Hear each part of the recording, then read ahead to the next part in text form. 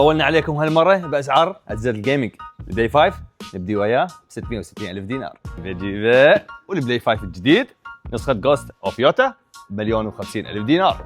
زين الديجيتال بيش صار 620 الف دينار، والنسخه نسخه 30 سنه هاي صار سعرها 875 الف دينار.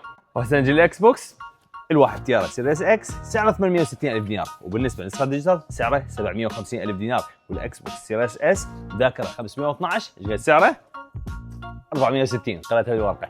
والنسخه الجديده من ميتا كويست اكس بوكس اديشن نسخه خاصه صار سعرها 650 الف دينار. ميتا كويست 3 اس ذاكره 256 سعرها 500 الف دينار، وذاكره 128 سعرها 410 الف.